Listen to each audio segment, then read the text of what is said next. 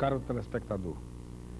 Segunda-feira passada, nós trouxemos para o debate este tema extremamente polêmico e também de muita atualidade, o fenômeno do homossexualismo, que é tão antigo quanto a história do homem sobre a Terra. Desde que existe história do homem, nós já encontramos lá, nos inícios, a existência desse fenômeno da homossexualidade. Segunda-feira passada, nós debatemos do ponto de vista biológico, do ponto de vista psicológico. Alguns dos debatedores chegaram a ver o problema do homossexualismo como estrutural, como biológico, que se define já até o 3º mês de gestação. Os cromossomos e aquelas alterações do mesencéfalo que a testosterona, no caso do menino, produzem e o indivíduo tem a definição se vai ser homo ou heterossexual. Segundo uma outra postura, aqueles que seguem a teoria da aprendizagem, eles acham que o homossexualismo é um comportamento aprendido. Ninguém nasce homossexual. Enquanto que a postura biológica, a teoria biológica, acha que o indivíduo já nasce homo ou heterossexual. O debate foi muito quente e hoje nós estamos aqui trazendo esse mesmo fenômeno, sendo que desta vez nós vamos discutir o assunto do ponto de vista sociológico e do ponto de vista jurídico, já que exatamente hoje está sendo votada na Câmara Federal a lei da Marta Suplicy a respeito do contrato que os homossexuais poderão vir a realizar. E para este debate, para este assunto de tanta atualidade, nós trouxemos aqui a professora Maria Luísa, socióloga, professora da universidade e também coordenadora daquele movimento União das Mulheres, ex-prefeita de Fortaleza, ex-deputada federal. E também trouxemos a figura lúcida para falar de um assunto tão complexo, o professor da UFC e da UES, o professor Marcos Colares. E eu e Marcelo vamos tentar coordenar esse debate para que você, telespectador, tenha o maior proveito possível e também nós que aqui estamos fazendo parte desta mesa. Bom dia aos amigos da TV Com, bom dia amigos que acompanham a mesa. Eu gostaria de inicialmente perguntar à doutora Maria Luísa Fontinelli, ou antes disso fazer referência a, no seu último mandato federal, doutora Maria Luísa, a senhora se caracterizou, entre outras coisas, pela defesa a esses movimentos das minorias sociais, né? E, inclusive, eu queria que a senhora esclarecesse, foi de sua autoria um projeto de lei muito parecido com o que hoje está sendo votado. Eu queria que inicialmente a senhora explicasse qual era a diferença principal deste projeto para o de então. Eu inicialmente gostaria de cumprimentar todos os telespectadores. Só informando que viria ao programa, já pude observar a aceitação que esse tipo de programa e de debate tem na nossa sociedade. Quanto ao projeto que eu apresentei, já foi uma polêmica fantástica, era da questão da relação estável, sem que na configuração do projeto identificasse a questão da identidade sexual. Então, o projeto apenas regulamentava a questão das pessoas que tivessem, no decorrer da sua vida, constituído uma convivência e construído um patrimônio. Então, tentava mais regulamentar por esse aspecto, sem abordar a questão da sexualidade. E, à época, o que foi estranho foi a informação de um dos grandes juristas de São Paulo de que o projeto tinha uma propriedade para aquele momento, porque a maioria das relações já não eram as relações consideradas tradicionais, ou seja, o casamento estabelecido através da cerimônia na igreja ou através do contrato tradicional. Então, as várias modalidades de pessoas vivendo juntas e construindo um tipo de sociedade diferente. A senhora acha que aquele momento não havia condição da senhora incluir, trazer para o corpo do projeto, incluir Veja a bem, questão homossexual? Ele não foi aventado no momento. Explicitamente. Não foi. Tanto que já o fato de nós estarmos querendo regularizar relações estabelecidas, já por si só foi uma polêmica muito forte.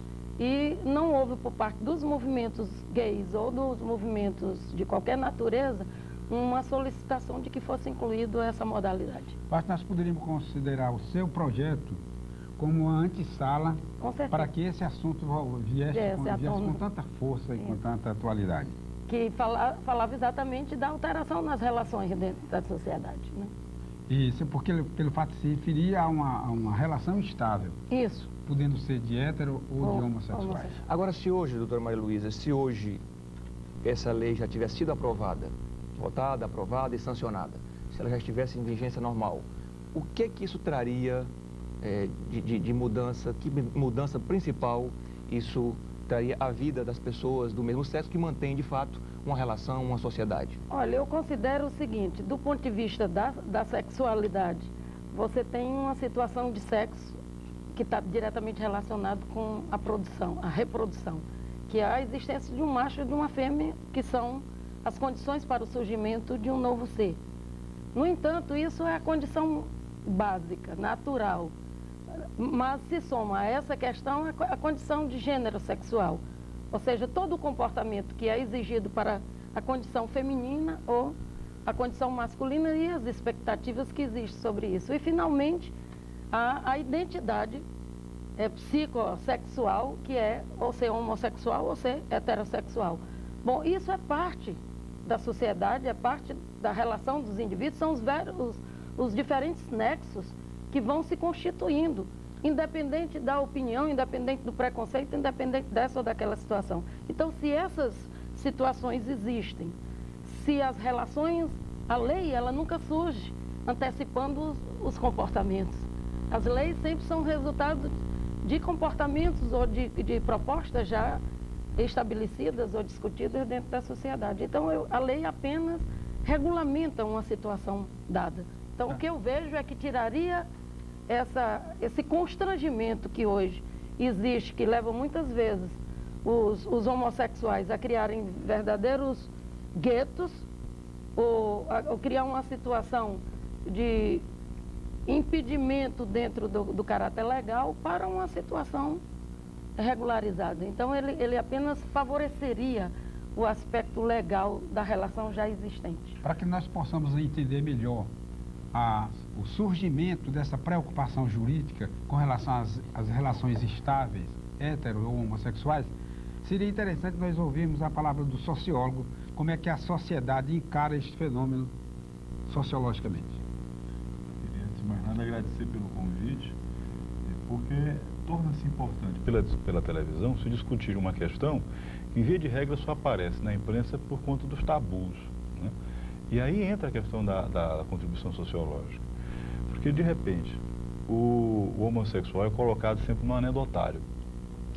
E qualquer pessoa se julga no direito de, via senso comum, imaginar quais são as razões que levam as pessoas a agirem com uma postura sexual que não é a postura convencional. O mais grave dessa questão toda, Padre que eu conheço já há mais de 20 anos, embora ele não saiba, quem admira esse tempo todo, é que os próprios homossexuais passam a relacionar-se em gueto por conta da dificuldade de conviverem com uma sociedade que os trata como diferentes e que inviabiliza a possibilidade de eles serem diferentes. Saiu uma reportagem, uma matéria essa semana na Isto É, onde o articulista diz que é sumamente importante quando alguém público, articulista é o Nelson Feitosa, um editor de um jornal lá no Sul. É extremamente importante quando alguém pública, por exemplo, como aconteceu recentemente com o Renato Russo, expressa a sua homossexualidade. Porque passa para a sociedade o seguinte questionamento: ora, fulano de tal é admirado como artista, como pensador, como teatrólogo, e de repente eu vou mudar a minha avaliação dele por conta desse dado biográfico que foi expresso. Então isso para a sociologia é profundamente importante.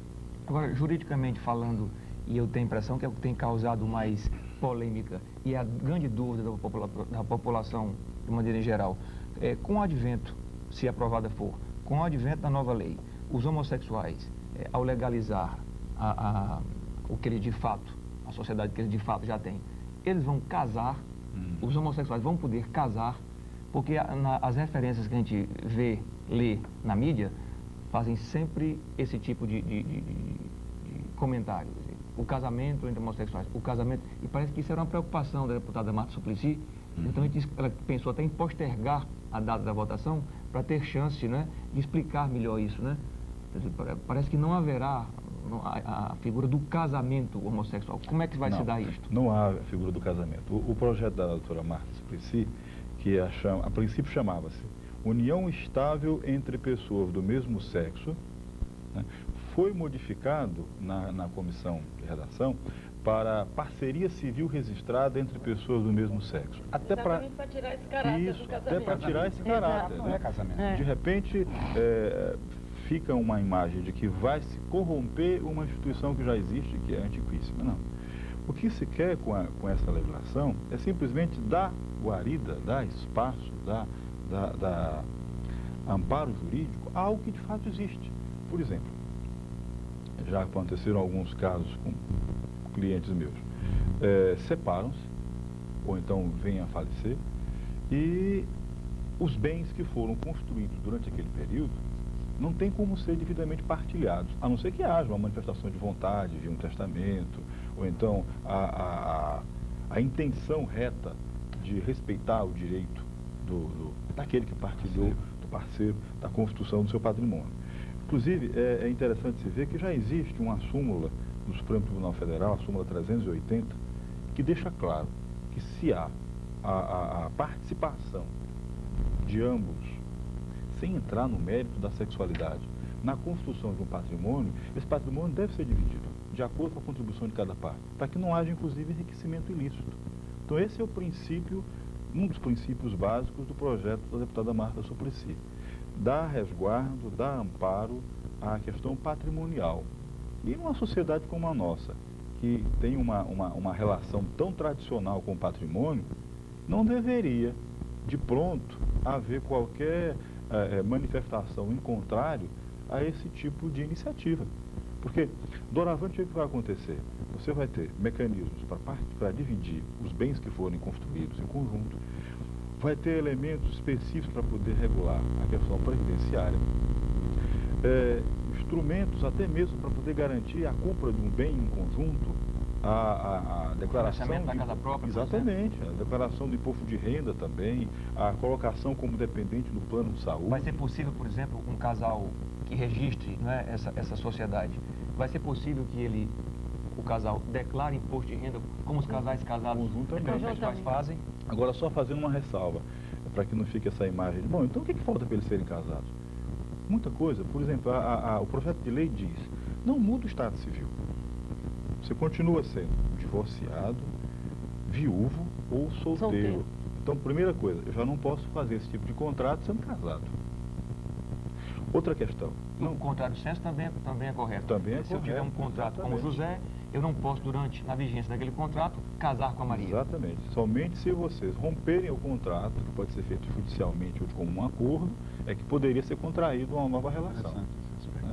Um outro aspecto importante nesse sentido é que também não é permitido, por esse contrato, a realização conjunta da adoção ou da guarda, que era um outro receio que algumas pessoas já expressaram. Como é que fica a família? Fica como sempre esteve. Não há uma intenção específica do legislador em contrariar princípios da tradição, da moral. Não. O que há é um princípio do legislador de pôr fim à hipocrisia. Porque existe esse tipo de relação, como o padre Dourado chamou a atenção, milenarmente. Desde dos princípios da história humana, tem relatos a respeito de relações homossexuais. E agora, na passagem para o novo milênio, nós ficarmos de queixo caído com uma coisa que existe e que simplesmente não teve ainda a coragem de legislar. Mas aí, pegando ainda esse gancho sociológico, antes da gente adentrar com mais detalhe na parte jurídica do projeto de lei, eu vinha pensando no caminho daqui, eu vinha pensando e me ocorreu fazer o seguinte, ouvir a opinião da doutora Maria Luísa no seguinte assunto. É possível, Maria Luísa, traçar um paralelo entre a circunstância, entre a situação que a gente vive hoje, às vésperas da aprovação ou não aprovação dessa lei, com toda essa polêmica, traçar um paralelo entre essa situação de hoje e a de 77, por oportunidade da aprovação do divórcio, que também causou o mesmo tipo de comoção, de rebuliço social, prós, contras, que acabou sendo aprovado. Hoje o divórcio é uma coisa comum, corrente, quer dizer, nos remete a um outro raciocínio mais distante. Daqui a 5, 10 anos, nós teremos, normalmente, como hoje temos casais divorciados nas nossas famílias, na nossa vizinhança, nós teremos os casais homossexuais nas ruas, de mão dada, tudo vai ser naturalmente aceito, como hoje é aceito o divórcio, e em 77 causou uma verdadeira, a igreja se posicionou. Olha, todas as questões que dizem respeito a relações humanas e que envolvem a questão da sexualidade são questões muito mais polêmicas do que qualquer outra. Aliás, o Wilhelm Reich já dizia que essa questão da sexualidade divide muito mais as pessoas do que às vezes até a própria ideologia. Ou seja, como você analisa a sexualidade como uma expressão da existência humana e as relações que se dão são frutos de uma conjunção de fatores num determinado momento histórico. Então, se as relações humanas têm a ver com essa coisa da sexualidade, mas também tem a ver com o processo produtivo de cada momento histórico, alteram-se. Por exemplo, o que era família no período dos primórdios, não é a mesma coisa que agora. Por exemplo, no período da escravidão, o escravo era parte da família. Então, a definir a família era algo muito mais amplo. O que é que a sociedade moderna vai definindo como família? A família nuclear, ou seja, pai, filho ou pais e filhos. Hoje, o que é que nós já temos? A tentativa de definir relação estável e definir, aliás, antes a família tinha uma visão monogâmica muito forte, ou seja, a monogamia não poderia permitir de forma alguma a existência do divórcio, porque mesmo que não permanecesse monogâmico, mas você estava dando a possibilidade de o estabelecimento de uma nova relação. Então, por isso, os temas são sempre muito polêmicos, porque envolve aspectos que dizem respeito à herança, dizem respeito à estabilidade da sociedade, diz respeito, enfim, uma série de questões que tentam ser mantidas através dessa mini-relação. Mas a senhora vê nessa comparação que eu tentei estabelecer, a senhora vê algum ponto em comum? Não, o ponto em comum tem exatamente esse, quer dizer, como você vai regulamentar novas relações que os indivíduos dentro da sociedade estão estabelecendo. Então, por que hoje, e não no passado, você pode discutir a questão da relação homossexual? Exatamente porque as condições de vida da humanidade alteraram profundamente. O próprio movimento de mulheres, ao alterar a lógica de que o modelo feminino era o modelo da casa, do privado, e o modelo masculino é o modelo do público, da empresa, o fato do movimento de mulheres ter alterado essa lógica, inserindo mulheres no mundo público e nas esferas de mando, que não era a coisa do passado, permite que você tanto discuta o divórcio, como pode discutir a questão do controle de natalidade, como possa discutir a questão da relação homossexual. Essas coisas não estão isoladas, elas estão imbricadas dentro de um mesmo processo. Eu queria agora me dirigir ao doutor Marcos Colares para perguntar o seguinte. Na minha prática clínica, no consultório, também como na minha prática clínica de confessionário, constantemente eu recebo pessoas com verdadeiros dramas humanos por conta exatamente dele ser homossexual. São problemas de consciência porque a sociedade ainda encara o homossexualismo como uma verdadeira perversão, outros encaram como uma doença e a Organização Mundial da Saúde tirou exatamente da lista das doenças o homossexualismo, não é realmente uma doença. Agora, essas pessoas continuam ainda diante da repressão social, que é muito grande. O anedotário que o senhor se referiu é exatamente por conta dessa repressão. O anedotário é muito forte, então eu gostaria de perguntar o que sociologicamente, que mudanças nós já podemos constatar, apesar ainda de o homossexualismo ser um problema muito sério, muito grave, que traz problemas seríssimos para o consultório. E eu tenho essa minha prática, eu acho que é difícil um dia que eu não trate de um problema como esse.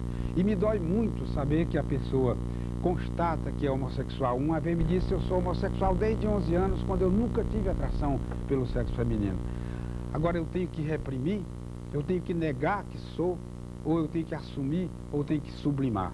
Eu sempre gosto de trabalhar nessa linha. O indivíduo o assume, não adianta negar.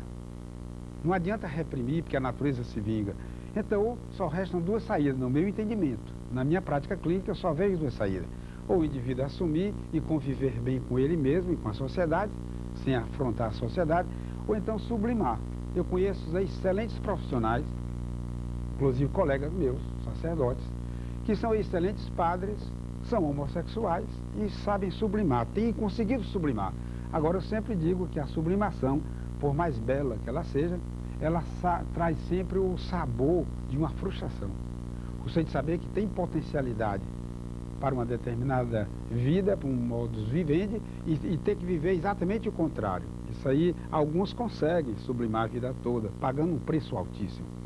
Então eu pergunto, o que é que houve na sociedade, e essa lei da Marta Suplicy, em que ela vai contribuir para que a sociedade conviva, ou aprenda a lidar com esse problema do homossexualismo, que tem um homossexualismo estrutural, que o indivíduo, ontem na discussão de segunda-feira, foi muito forte, quando eu perguntei àquele que dizia que o homossexualismo é um problema puramente comportamental, eu perguntei se ele tinha conseguido cura. Ele disse que tinha. Eu não consegui nenhuma cura. Numa ocasião chegou uma senhora muito rica com uma filha e disse: o senhor me diga quanto é que o senhor quer para curar minha filha. Eu tenho dinheiro suficiente para dar tudo o que o senhor exigir. Eu disse: minha senhora, eu não posso me comprometer com isso porque eu não acredito em cura. Depois eu quero falar primeiro com a sua filha. Realmente o caso dela, a menina não tinha condição de curar. Eu nunca curei ninguém. O doutor Célio, que viu o homossexualismo do ponto de vista biológico, ele disse que não existe cura, que não existe doença. É uma condição de ser. Aliás, eu ia fazer essa É uma condição observação. de ser. Só a cura quando a doença. Agora, se não há doença. nós tínhamos três posições. A minha, doutor Célio, parecida porque eu acho que tem uma predisposição hormonal e tem também o problema do ambiente. Se o indivíduo tiver uma predisposição hormonal, e se ele tiver um ambiente que favoreça, ele pode ir naquela direção. Já o outro achava que não, que era só comportamental, que o Freud explica. O Freud, nesse assunto aí, o Freud não explica quase nada. Para o Freud, o homossexualismo era uma perversão. Embora ele tenha surgido com aquela oposição à repressão sexual da época vitoriana, mesmo assim, ele teve explicação muito simplista para o problema da homossexualidade, que já desde criança eu via que aquilo explicava, e sobretudo na prática clínica. Então eu não tem cura, porque primeiramente não é a doença. Não é doença. Diante do fenômeno, eu tenho essa saída. Eu digo para ele: ou você nega essa condição, e o que adianta negar? Ser branco e negar que é branco. O que adianta reprimir, saber que é e reprimir? A natureza vai se vingar. Então só resta assumir e sublimar, como eu já falei. Eu conheço excelentes profissionais em todas as áreas, porque esse negócio de ser homossexual isso não é privilégio de nenhuma classe, então eu gostaria de ouvir a palavra da sociologia, como é que a sociologia tem acompanhado esse fenômeno e que resultados positivos nós já podemos ter. A impressão que eu tenho, só um parênteses, doutor Marcos começar, só o fato de nós estarmos aqui conversando este assunto, só o fato de termos todo um programa dedicado especificamente a este assunto, e só o fato de nós estarmos agora na iminência, hoje, né, como o doutor Dourado disse, o projeto de lei sendo votado na Câmara Federal, quer dizer, legalizando a situação de fato, já é um grande progresso. Eu tenho a impressão que isso já demonstra os progressos, né? Apesar essas minorias têm conseguido. Tabu, né? Apesar de ser ainda um tabu. Mas eu acho que a lei, se aprovada for, você acha que foi um mesmo passo? sem dúvida, aprovado ou não, já foi um passo, já foi uma vitória. Se aprovada for, aí eu acho que quebra a grande barreira, e a partir daí as coisas vão. É aquele comentário que eu quis ouvir da doutora Maria Luísa, mas não me expressei bem. Quer dizer, eu tenho a impressão que o futuro, com ou sem a aprovação desta lei, o futuro das relações homossexuais não serão os mesmos dos que são hoje, do que foram no passado. Eu acho que nós teremos os casais de homossexuais, assim como temos hoje os de heterossexuais, normalmente constituindo, né, suas células familiares, suas casas, suas vizinhanças e suas vidas, nas ruas, conosco, andando no shopping de mão dada, trocando carícias, trocando beijo. Eu acho que o futuro, queiramos nós, ou queira alguém ou não, o futuro é esse. A impressão que eu tenho é esta, o senhor não concorda? Eu peço desculpas por não ter adentrado muito na discussão sociológica sobre essa questão. Na verdade, a minha relação com essa temática, ela já vem em decorrência de uma outra, né? Como advogado, eu me especializei como advogado familiarista. E aí, na prática sociológica, eu tenho procurado estudar questões que também são tabus, como, por exemplo, a infidelidade. E pegando o gancho da doutora Maria Luísa, o Reich também vai deixar muito claro que a monogamia para a sociedade contemporânea, ela é uma questão também econômica. Né? Na verdade, se faz a defesa da monogamia, mas sem se colocar claramente todos os elementos que ela compõe. E aí, voltando para a questão que o senhor coloca, eu me lembro assim de alguns fatos. Por exemplo, eu fui professor da Universidade Federal do Piauí durante um bom tempo. E lá havia um colega que dividia comigo a coordenação do departamento e que era homossexual assumido. Então, num encontro que houve lá em Teresina, de estudantes de ciências sociais, a academia é chamada para compor a mesa na abertura. E começou a demorar, e nessa demora toda, nós saímos para poder fazer um lanche antes de começar o evento. E lá o colega, que estava saindo muito comigo, por conta de que era coordenador do curso e eu chefe do departamento, disse, mas diga uma coisa, você sabe que eu sou homossexual? E olha, o primeiro debate que eu ouvi na universidade era um debate sobre AIDS, e você era um dos conferencistas e disse publicamente que era homossexual. Então, se eu tinha alguma dúvida, não tenho mais. E isso não lhe incomoda? Não me incomoda. Não me incomoda pelo fato de que a nossa relação se dá na base acadêmica. E há um respeito, tanto seu à minha opção sexual, como deve haver um respeito meu à sua. E essas coisas não colidem. A complementação da colocação do colega foi muito lúcida, porque ele colocava o seguinte, isso é porque, eu pergunto, porque a minha família frequentemente faz de conta que não sabe.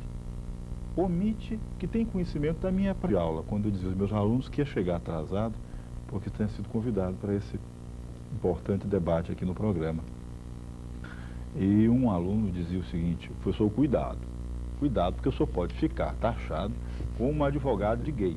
Eu digo, olha, a minha banca está até precisando de um novo aporte. De repente, se os companheiros homossexuais quiserem aportar, se esse grupo se voltar, não haverá nenhum problema. Aliás, dentro do que o Marcelo estava falando, uma coisa fantástica é que a Central Única dos Trabalhadores, que realizou seu congresso no último final de semana, uma das moções aprovadas no Congresso de Central Única dos Trabalhadores, com a participação grande de trabalhadores rurais e majoritariamente uma plenária masculina, aprovou exatamente uma moção contra a discriminação e pelo direito de opção sexual de acordo com a questão da homossexualidade ou heterossexualidade ou bissexualidade. Então isso foi, eu achei assim, uma coisa fantástica, porque eu lembro que a discussão em torno da questão feminina era tabu dentro da Central Única dos Trabalhadores. Hoje já cedeu lugar, hoje, é um passo adiante, já cedeu lugar. Já, inclusive, embora não seja, eu nunca fui por esse viés aí, que é a questão de cotas de participação feminina dentro do espaço sindical, mas que nunca foi a questão que eu tenho advogado, mas eu quero só mostrar, se essa questão feminina era até bem pouco tempo tabu, imagine a questão homossexual. E, no entanto, você vê a Central apoiando a moção que foi expressa lá por um dos companheiros que é homossexual. Então, isso, na verdade, eu acho que é interessante. Tem, inclusive, um dado interessante, né? No dia 5 de maio, as 3 principais centrais sindicais do Brasil assinaram um artigo conjunto pelo Vicentinho, pelo Eni Severino e pelo Luiz Antônio Medeiros, se colocando pela a versão de direitos humanos do projeto da deputada Marta Suplicy. E agora estamos chegando ao ponto final desse primeiro bloco e logo em seguida, dentro de um minuto, retornaremos a esse debate interessantíssimo para você, telespectador, como até para nós também aqui, que aqui também estamos aprendendo do lado de cá. A gente confia em quem?